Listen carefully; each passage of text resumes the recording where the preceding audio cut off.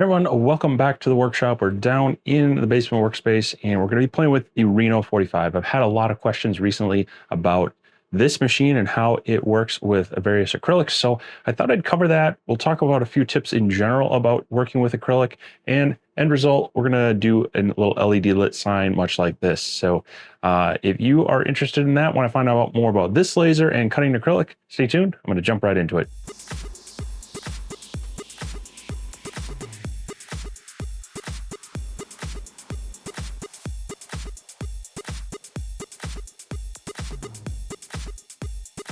So first off, let's cover a few tips about working with acrylic. First off, not all acrylics are made equal. There are two main types of acrylic. There is cast acrylic and there's extruded acrylic. Extruded acrylic tends to be less expensive. You're going to find it in a lot of the big box stores, and it is good for, like simple window pane replacements and things like that. But when it comes to laser cutting and laser engraving, you really want to be looking at the cast acrylic. The extruded acrylic tends to have a little bit more of a grain, which then causes your engravings to be a little more almost stringy, and it's not as smooth and frosted, as well as the cuts can have more variations in it and give you a little bit of less of a smooth finish. You can even get micro fractures in there that will form cracks later when you go to use certain types of glues. So always want to try it, look for the cast acrylic. One of the key things that you'll notice with cast acrylic is it's going to have more of a paper back mask on it. Not 100% of the time, but generally if it's got the paper back mask on it, it is going to be cast, whereas the extruded ones tend to have more of a plastic film. So that's one of the hints that you might be working with one or the other, but that's not 100% across the board. So definitely try to work with a reputable manufacturer or reseller to get the right type of acrylic. The other thing being, when talking about lasers, there's a big confusion about what diode lasers can cut versus what CO2 lasers can cut.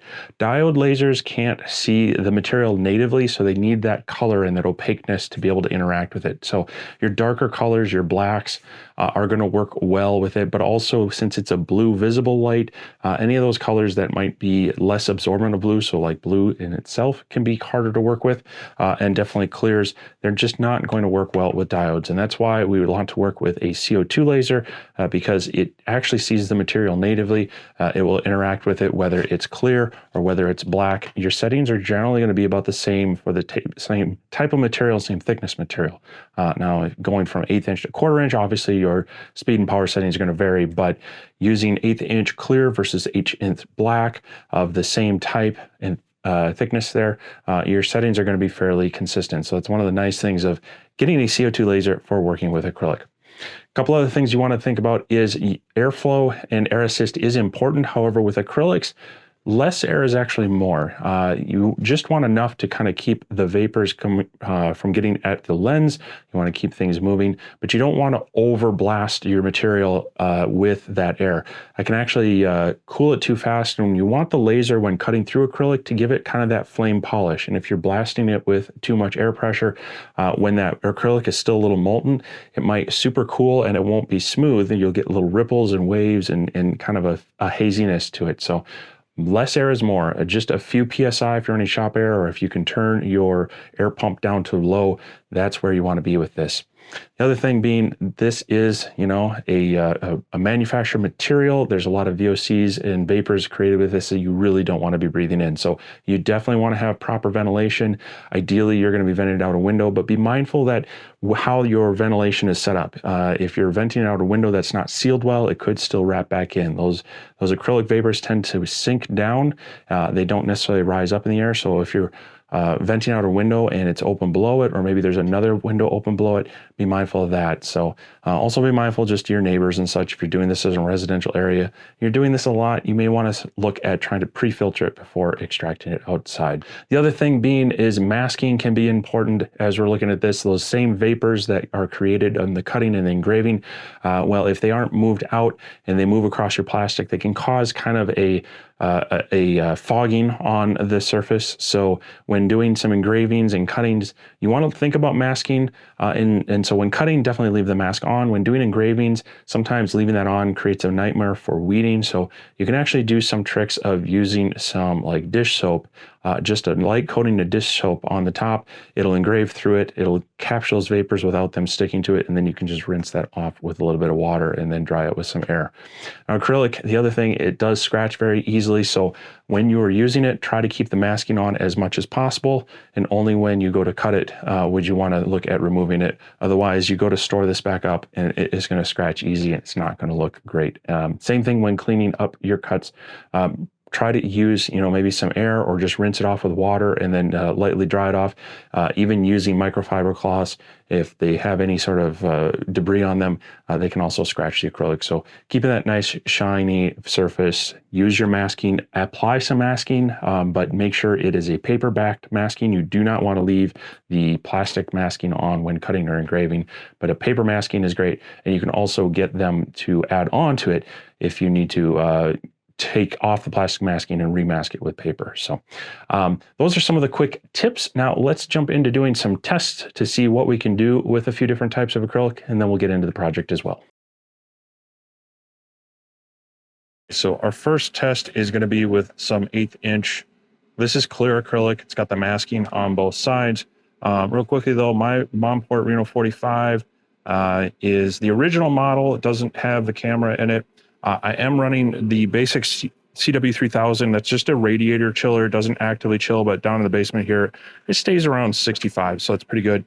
I do have an upgrade though to a air compressor line. So I have a blue air line running back there, and that does come to this relay. And so this is one thing that if you have upgraded it, you are going to want to turn this down. So really, we just need like maybe 3 to 5 PSI on here.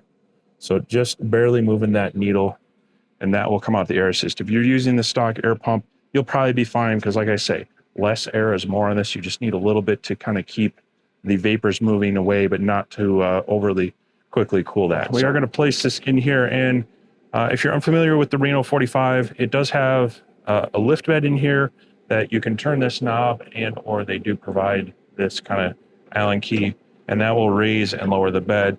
And they have what they call a semi-auto focus. So we have this little plunger that will come down. You use the control pad and just bring this over on top of our acrylic. We bring this plunger down, and then we raise the bed until that pops up, and then now that will be in focus. So this, of course, is focusing on the surface. If you had thicker material, you might want to bring it up another half turn just to bring that focus more into the middle. But we're going to set that there, and we'll run a quick material test on this. I have a whole video on doing material tests if you're interested in how to set that up in Lightburn, but let me get one set up and we'll see what this will cut through 1/8 inch acrylic at.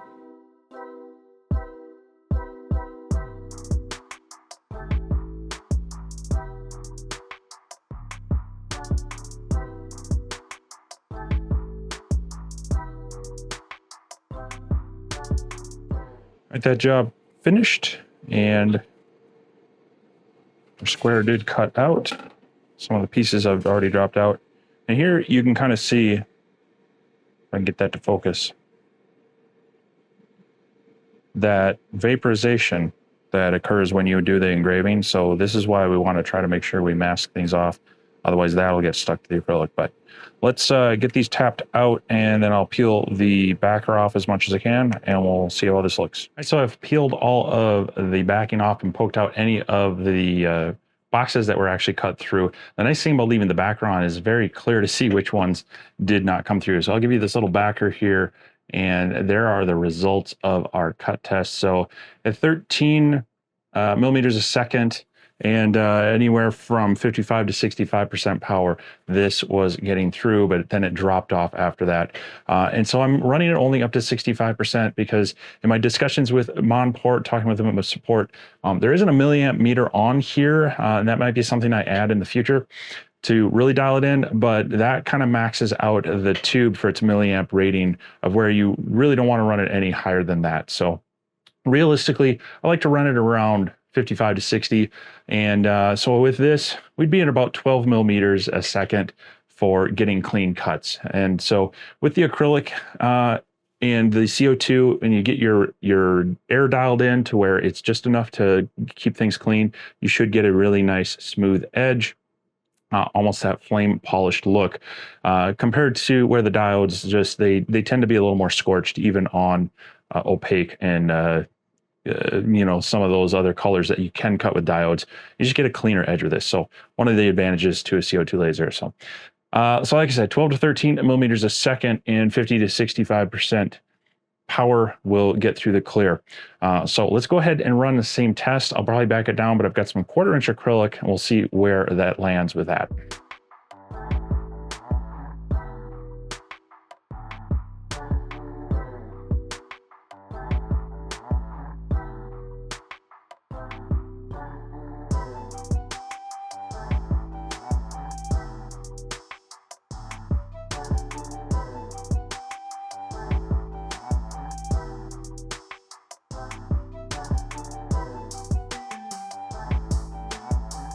And here is where we ended up with our 1/4 inch acrylic. Let me get this background so you can see it a little bit better.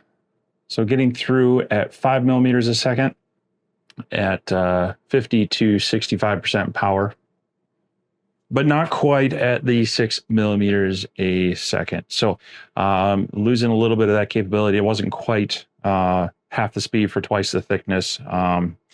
And you could play with maybe focus, maybe dropping that focus down just a little bit more. I did give it like just an extra half turn to try to drop it some.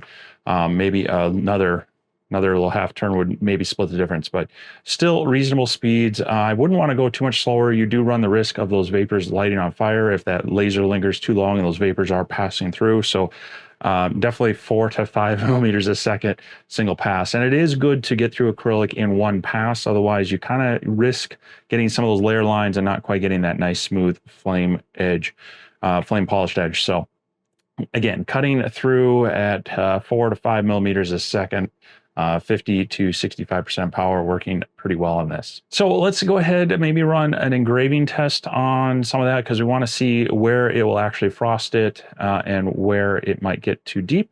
So then we can figure out, dial in our settings for that. All right, so I have removed the masking from part of this. So we're going to do the engraving.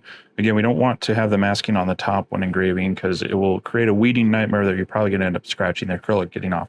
And so here are my settings in Lightburn. We are going to run from 400 to 600 millimeters a second, and we're going to go from 10 to 50% power. My experience tells me we're not going to need to be anywhere near 50% power to do the engraving.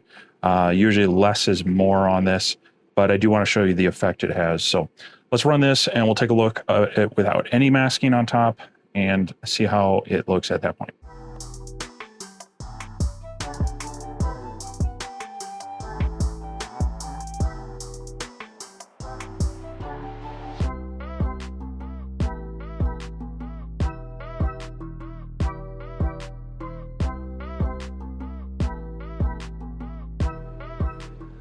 All right, so here is it straight out of the laser, and you can kind of just see all of this kind of dust and vapor stuff. So I'm going to go ahead and clean that off. We'll take the backer off and we'll see how it looks. So here is the result of our test. And as you can see down at 10, we're getting a nice frosting, but above 10, it's actually going in fairly deep.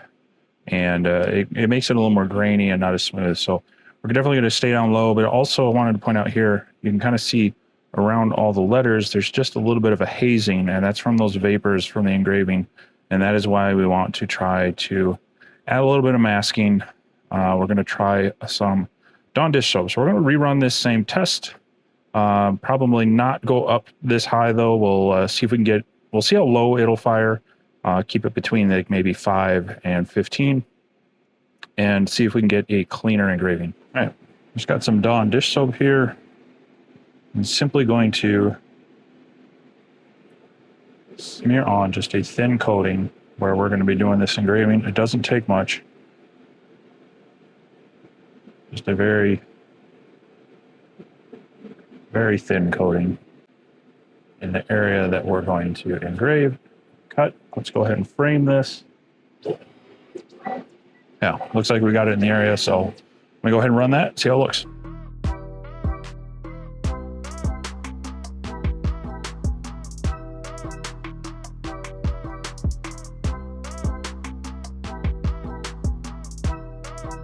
So here they are side by side. As far as the speed going lower, it wasn't firing at 5. 7.5 was firing, but you can kind of tell that even the Dawn dish soap was preventing it from getting cleanly. I would actually say about 12.5 is better than 10 on this one. But the other thing we want to look at is the letters. And as you can see, now these were done at, I think, about 25 millimeters a second. So they're a little hot on the power, but there isn't the frosting around the letters that you see there. It's a little rough because of the power, should be backed off, but we aren't getting that frosting, that hazing around that we're seeing on these items. So that is why we want to use a bit of a masking. We want to dial back our speeds. Like I say, our engraving should probably be around that 12.5. And that should give us a pretty good quality engrave. So now that we know our cut and our engravings, we can set up our file to cut out our light, our LED light sign. This is the design I've come up with. It's roughly about a 6-inch circle, and then I added the base here and softened the corners. I like having round corners instead of sharp corners. It's just safer for you to handle, and also sharp corners, inside corners tend to be kind of like fracture and crack points. So anytime you can round those out just helps. And so this is fit so that it should sit down into the base and just sit at the top of the LEDs, and then this will come out of the base, and all this area will work well to be lit up by those LEDs shining onto the acrylic edge. So we've got our artwork. This is a college logo in my department at work. So we're going to go ahead and grab this. Now you do want to group this as best you can because it'll allow us to center this a little bit easier. So make sure this object is grouped. We've got that set up for our fill layer. We're going to bring it over here. I'm going to get it roughly close. More importantly, I'm looking at top to bottom, getting that about where I want everything.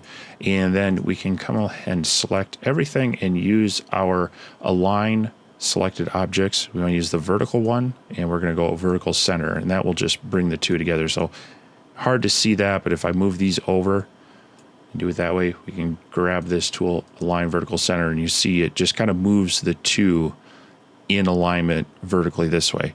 We can't really use the horizontal one because from here to here, it would actually bump it down to where some of this text would be maybe into the base. So that's where I'm just eyeballing it on the horizontal. But this all looks good, but I also like to do the engraving on the back side of the acrylic. So when you're looking at it, you're looking at the smooth surface with the engraving on the back side. So to make everything look good, we're going to go ahead and use our mirroring tool. So we're going to come mirror selection horizontally. That's just going to reverse our text. Everything's going to look good there. And then we want to double check our settings. We've got the fill layer, the engrave layer first. And again, we're going with 500 speed. And we want to adjust our power back down to, we said about 12.5 from our engraving test.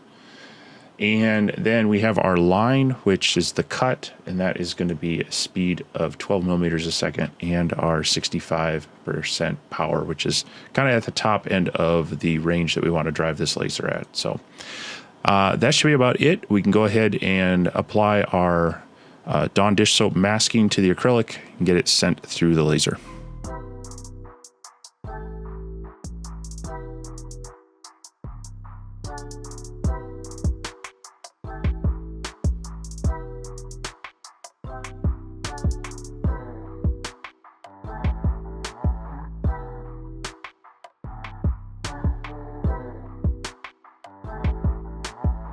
And so here is our completed engraving.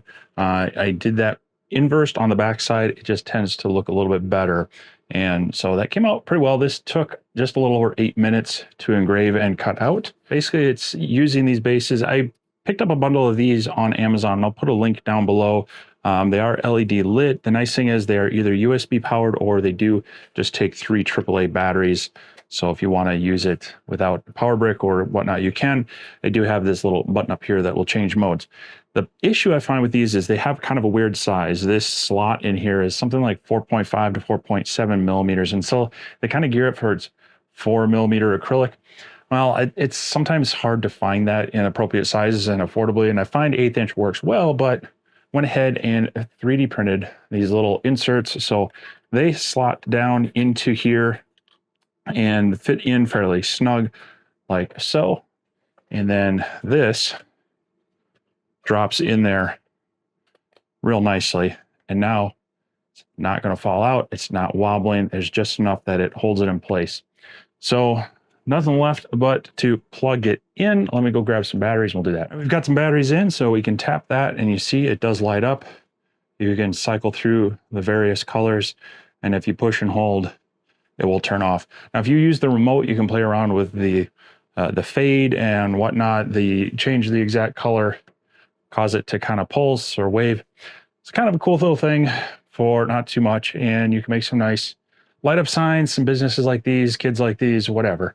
But wanted to use this as kind of an example of engraving and cutting an acrylic with the 45-watt Reno Pro, and some tips in there that'll help most anybody working with acrylic, especially with a CO2 machine. All right, now for the bonus tip, I did have someone ask about mirrored acrylic, and so I do have a sheet here. This is a kind of a golden mirrored acrylic, and my tips for this one are you're going to want to take the stock masking off if it's plastic. If it is a paper one, leave it on, and you actually want to engrave this upside down. So most mirrors or any real reflective material, you want the mirror facing down. You don't want that reflecting back up into your laser. And so you would engrave this much like you would any other mirror. So you'd engrave off the back and then cut out. So anything you're going to need to, again, reverse and do it that way. So let's go ahead and toss this in there and run a quick sample job.